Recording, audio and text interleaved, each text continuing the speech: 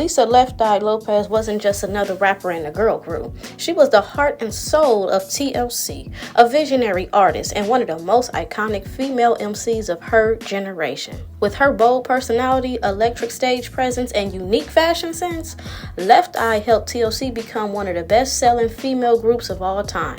But behind the fame, Lisa was fighting her own battles, from industry struggles and financial issues to toxic relationships and a tragic fate that would cut her life short at just 30 years old.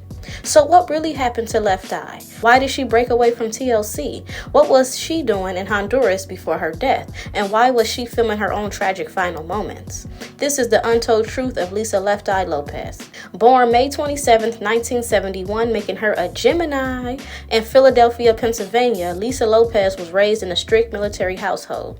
Her father, Ronald Lopes, was an Army staff sergeant, and his harsh discipline often made home life difficult. Lisa found an escape through music, teaching herself piano, rapping, and songwriting at an early age. By her teenage years, she was performing in talent shows and dreaming of a career in the music industry. Now, I got a fun fact for y'all about Miss Lisa. Lisa was an artistic genius. She wasn't just a rapper. She could play multiple instruments, design her own outfits, and even direct TLC's music videos. Talk about a jack of all trades, and she was a master of them all, okay? She wasn't just a jack of all trades. Homegirl just had it down pat. Now, in 1989, at just 18 years old, Lisa packed her bags and moved to Atlanta, Georgia, to pursue her music dreams. She auditioned for a new R&B hip-hop girl group that would later become TLC. And it was created by manager Perry Pebbles Reed and backed by LaFace Records, L.A. Reid and Babyface. Miss Pebbles. If y'all know anything about Miss Pebbles, her and L.A. Reid now, they definitely did these girls pretty shady. See, Pebbles, she got a way about her. She all about that munyan, but she was taking they munyan, they money. And this is why that ended up not working out. She joined Tion, T-Boz, Watkins, and Crystal Jones, but Crystal was soon replaced by Rosanda Chili Thomas. Now, I'm not sure if y'all saw the TLC movie, but in the movie, they made it seem like they didn't want Crystal in the group because she couldn't sing, allegedly. But then that's up for debate because some people were saying that she could actually sing. They just didn't want her. But if we go based on what the movie showed that Crystal couldn't sing. And I'm still trying to figure that part out. But that's up for debate. Now, with Lefteye's bold rap style, T-Boz's raspy vocals, and Chili's smooth harmonies, TLC was ready to take over. Chili replaced Crystal. So they just meshed them together real well. Now, in 1992, TLC released their debut album, Ooh, on the TLC tip, featuring Ain't Too Proud to Beg, What About Your Friends, and Baby, Baby, Baby. And if y'all know anything about them songs was the epitome, the era of the 90s, okay? They was jamming. They still jam to this day. Because that song, Baby, Baby, Baby, I got so much love in me. Oh, baby, baby, baby, baby, baby. That's my jam. The album went 4 times platinum, making TLC one of the biggest new groups of the 90s. And can you blame it? Them 3 songs, of course it went 4 times platinum. We was feeling them songs back in the 90s. And then in 1994, they released Crazy Sexy Cool Era. This was TLC's breakout moment. The album featured Creep, Red Light Special, and the legendary Waterfalls. Now, I just noticed how, on the previous album, Ooh, on the TLC tip, they had 3 hits. Not to say that the rest of the album was not good, because I know it was. It was a banger. But these 3 songs stood out. Ain't Too Proud to Beg, What About Your Friends, and Baby, Baby, Baby. Those 3 stood out on the Ooh on the TLC tip. And then when we take it to Crazy Sexy Cool, they had Creep, Red Light Special, and Waterfalls. So I noticed they do things in the 3s, okay? Because each album got 3 hits. And now, when you look at Waterfalls became one of the biggest songs of the decade, addressing HIV/AIDS, street violence, and drugs. Now, if you go back and watch that video, Waterfalls, it is pretty deep. And see, Don't Go Chasing Waterfalls is pretty much just about don't go chasing illusions. Because think about it, if you start chasing illusions and false fallacies, you're going to just hit a dead-end road. And that's what Waterfalls is pretty much about. You know, you can go do all of these things, and if it's not realistic and you're not moving right, you can just hit a brick wall. I love that song. Now, the album sold over 15 million copies worldwide and won a Grammy for the best R&B album, as it should have. Now, Lefteye brought the hip-hop edge to the group, rapping on most tracks. She was the group's creative force, designing their music videos, stage outfits, and overall aesthetic. She was also the most outspoken, often clashing with record labels over contracts and creative control. And one thing you gotta understand is that Lefteye was the creative of the group. She really was. Like, she always had a vision. She was able to, put them on. Like, we should do futuristic stuff. Like, let's push those boundaries. Let's wear condoms on our eyes. Like, she was the girl to do that. Like, they needed her in that group. She really, really made the group because she was so out of the box. And for the 90s, if y'all know how the 90s was, the 90s was more reserved, more kicked back. But with Lefteye, she busted out of those norms all the time. She didn't meet the status quo. But while TLC was on top of the world, Lisa's personal life was starting to spiral. Lisa's personal life was filled with drama, particularly her toxic relationship with NFL player Andre Rison. The two had a passionate but abusive on and off relationship. And on June 9th, 1994, after a heated argument, Lisa set fire to Rison's sneakers in a bathtub. But the flames spread and burned down his entire mansion. Now, see, if y'all seen the movie, the TLC movie, in the movie, they made it seem like Lefteye came home after partying, and she came home, and then she seen that Andre had all these new things. Like, he bought a whole bunch of new sneakers, and so she went through all his stuff, and she didn't see her shoe size, which made her burn his sneakers in the house down. But see, me personally, I think that's what they wanted us to believe. But I think when you're in a toxic relationship, I think it was a whole host of things before those sneakers that really just was festering with her. Because mind you, it's a toxic relationship. So I think it was just a build up where like he was doing all of these things to her, And so when she came home and she went through his stuff to see if he got her something and she seen that he didn't, that was the straw that broke the camel's back. So she went in there and just was like, that's it. I'm burning this house down. I don't think it just happened because it was, oh, you don't have my shoe size. I think it was just a whole bunch of things that led up to that. That's what I think. But the movie have us thinking otherwise. Now, Lisa was arrested and charged with first-degree arson, but was later sentenced to 5 years probation and mandatory rehab. Now, despite selling millions of records, TLC was broke due to a bad contract with Pebbles Reed and LaFace Records.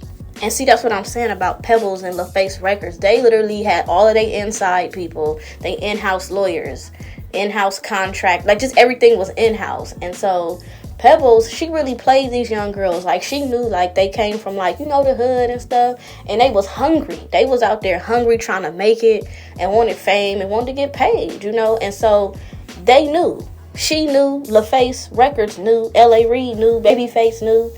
They all knew that these girls was young and green. And so they really just took it upon themselves to have them sign a crappy deal. And if we take it to modern day, you could pretty much say they signed the 360 deal where like the label gets all the money and the artist is left to struggle. And they wasn't even able to really take care of themselves. They were only getting paid like a $25 a day or a week stipend, something like that. But it was like real low. And it's like, how can you survive on that?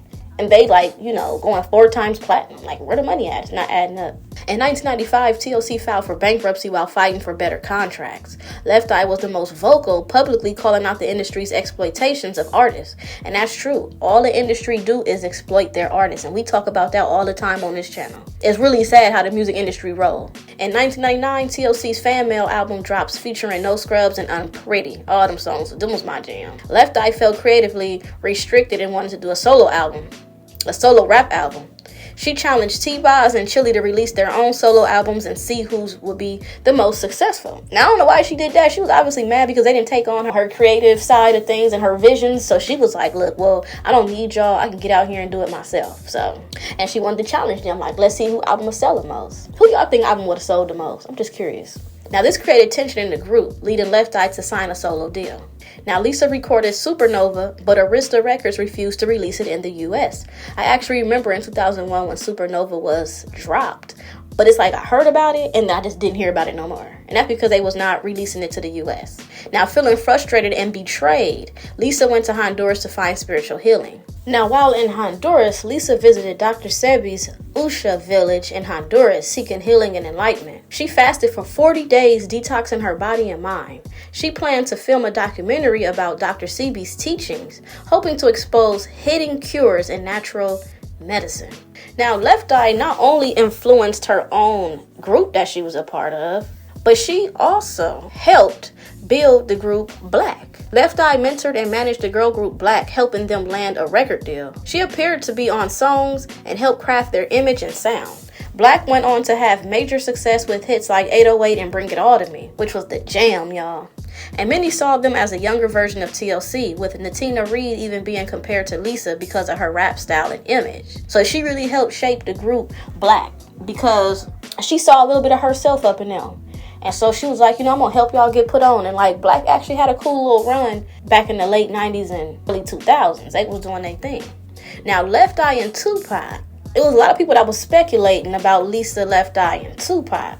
And were they more than just friends? Lisa and Tupac had a close friendship with rumors of a romantic connection. She once called him her twin flame because, look, they both Gemini, so I can kind of see where that twin flame came from. Okay, the little Siamese twin, the yin and the yang, the peace and the love, So I get it. And then they shared deep spiritual conversation. Some believe that if Tupac had lived longer, they might have collaborated or even dated. So it was funny how, people were speculating about Tupac and Lisa Lefteye. Tupac released a song, I believe it was on the All Eyes on Me album, called Can You Get Away? And so that was rumored to have been dedicated to Lisa Lefteye when she was with Andre, because he was trying to do kind of romantic things and take her out and show her a good time. So go listen to that Tupac song and you'll hear the lyrics. People were saying that album was technically dedicated to Lefteye when she was with Andre. Because get it? Can you get away? So he was trying to coerce her and to leave a dude to come be with him. Now, bringing it back to when Lisa went to Honduras, she had a chilling omen before her death. Lisa was involved in a minor car accident where a boy named Lopes was unalived. And she believed this was a sign that death was following her. On April 25th, 2002, while filming her documentary, Lisa's SUV flipped and she was unalived instantly. Her final moments were caught on tape. And that documentary is still chilling to this day. Lisa's visits to Honduras weren't just about healing her body. They were about finding a deeper purpose in life. She wanted to teach the world that there was more to health, more to spirituality, and more to existence than what we were told. And I can agree there, because it's they act like they don't have cures for stuff, and whole time they do. And that's what she was trying to shed the light on, because Lisa became one of Dr. Sebi's most famous followers, inspiring others to look into holistic healing. And so today you hear more of people going the holistic route in health, in medicine and so forth. So Lisa was ahead of her time. She was doing that back then when it wasn't really popular to do. I'm not saying it's popular today, but it's a lot more popular today than it was back then. People was always into holistics and into herbs and stuff, but it wasn't really showcased as much as it is today. And so when she found Dr. Sebi, it's he was her answer. It was just really sad at the end days of her life. She even mentioned in her footage that she felt her time was coming to an end. And she was the only one who was unalived when the car swerved off the road and flipped. And everybody else that was in the car survived with minor injuries. And she did get this on camera as she was filming her documentary when the crash happened. Many believe her death was not just a coincidence, but part of a larger spiritual journey she had foreseen. And I agree, Lisa Lefteye was definitely a legend, man. I love Lisa, man. She's just cool. She was always cool, just unique. Lisa's story is one of brilliance, tragedy, and mystery. She pushed creative boundaries, mentored future stars, and embraced spirituality in a way no artist had before. Though gone too soon, her impact lives on in music, fashion, and holistic wellness movements. What do you think about Lisa's journey? Was she ahead of her time? Let's discuss in the comments. Like and subscribe for more deep dives into hip-hop and R&B legends. And that is it from Controversies. I am checking out. I will see y'all in the next video, and I am out.